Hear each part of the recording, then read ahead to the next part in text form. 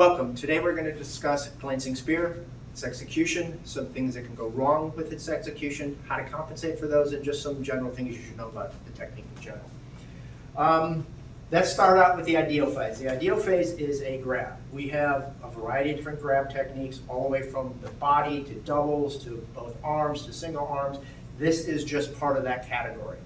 So what we're going to be doing is dealing with this hand. Keep in mind, as we talk through a lot of these videos, there are short, middle, and long versions of these techniques. So this is a perfect example of one that's really short. All I do is pull out and I leave. Okay? What we are doing is we're going against the weakest part of that grab, and all we're going to do is pull out of it. So for this technique, we're going to be doing the long version. We will show you where the middle version is when we get to it. But the idea here is I want to pull this person towards me because we have other techniques that we go towards them. In this case, what we're going to do is we're going to use their grab against them by going to the strongest part of their hand. And we'll get into that in just a second. So what I do not want to do is I don't want to give this person any indication that I'm going to go against their grab so then they try to do something else, punch or whatever. So what we want to do here is we want to try and isolate this because that's a possible follow-up. And the way we're going to do this, we're going to bring the right hand up to the left using a vice-like maneuver.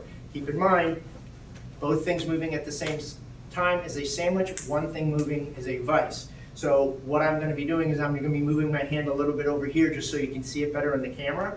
Otherwise, what you would do is you just bring the right up to the left. You would then step and pull them towards you, applying pressure to the fingers and then applying pressure to the elbow with a possible break.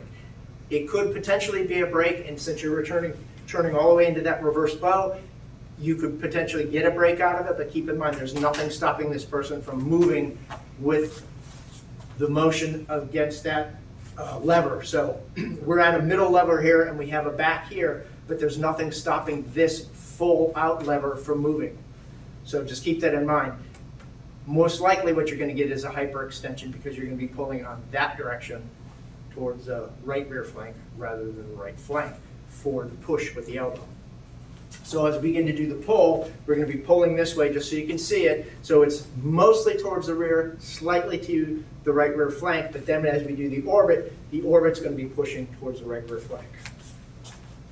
So we go 1, 2, turn to that reverse bow. Now, the next thing we have to discuss is how far do they step. What we want them to do is, as we begin to do this pull, is we want them to step at least to our foot, possibly slightly past it. So keep in mind that we are going to be slightly straddling the paddle, but remember, we're going to that reverse bow, which then picks up a cover for that. So keep in mind, even though we have a rule that says don't straddle the paddle, we can then break a rule or bend a rule. In this case, what we're doing is we're bending it because we're turning in that reverse bow to keep a check on that leg, even though that we've straddled the paddle. Okay? If they don't do that and they step where we don't want them, we're going to have to use the formulation equation and go off into something else. But let's assume things go the way we want. So we do our vice, we do the pull, we do the application into the reverse bow. Now we can turn back into a horse or we can turn back into a neutral bow.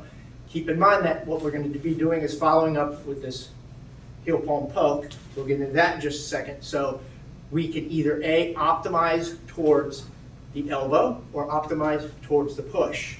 If we optimize towards the elbow, what we want to do is we want to get into the horse, and then we want to use the full forward momentum from a front to back to a slightly offset with the shoulders. Keep in mind that if we do it with the elbow, what's going to happen is we're going to start pulling away our body from what's happening because we're going to be doing what's called over-rotating. We could under-rotate by staying here. We could rotate just right, which turns into the horse, or we can over-rotate and pull our elbow away, and we lose the alignment for the outward elbow.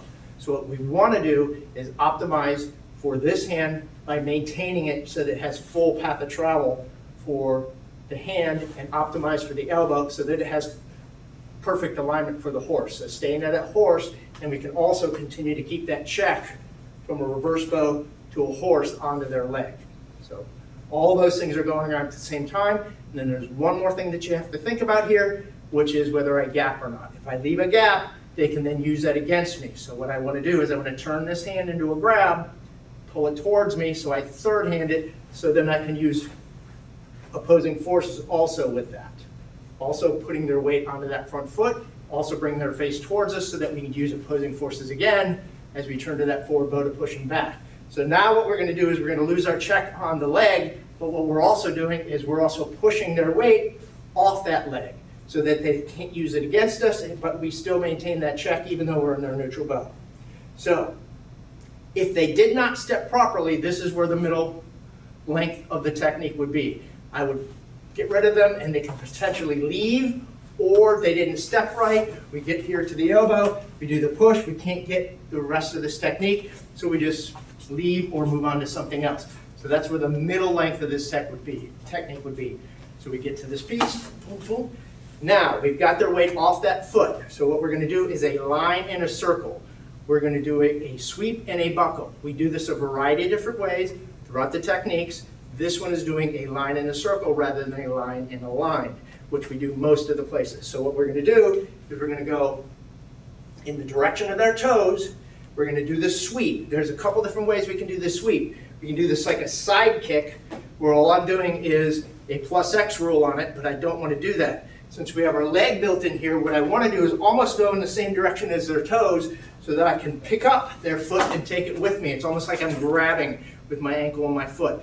That's the proper way to do this. We're not trying to lift it off the ground, but what we're trying to do is spread it so that they then have to put their weight onto it, that we can then take advantage of it next. So what we're going to do is take this and move it, and you've noticed what just happened.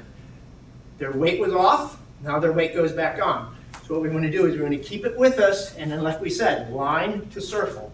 So we want to do that plant, then we want to rotate this in a circle using torque more than backup mass on a circle rather than a line. Yes, there's backup mass, but it now becomes the secondary rather than the primary power principle.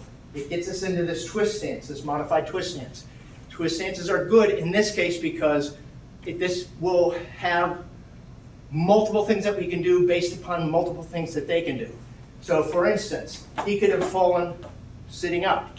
I can then use horizontals to go to the face or the body or some other point. But in this case, this person falls to the ground. I can then choose that again, front kick, side kick, roundhouse kick on the horizontal, but since he's on the horizontal, the better way for us to get our angle of incidence is to do the vertical version of that, and what we're going to do is a downward roundhouse kick. Keep in mind that what we're going to be doing this is we're going to be taking advantage of gravitational marriage, so you just don't want to do the kick like this, you want to drop as you go into it to get your weight behind your kick. We have a variety of different choices based upon where they fall. Groin, sternum, face. Ideal phase just takes the sternum because that's the middle rod to go. Yep. Then we cross out the cover. Let's do this one more time, very quickly, with a review so that you can see it.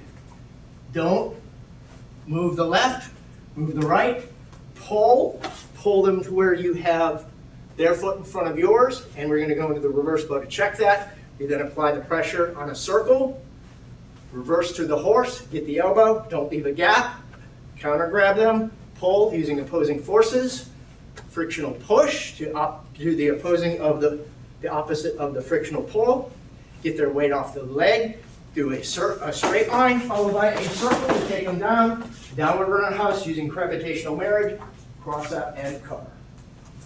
Up, one more time. We're going to do this one more time without the explanation so that you can see it.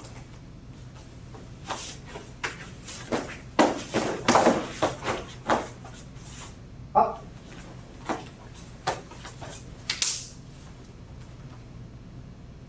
Hope this video helps you. Thank you very much.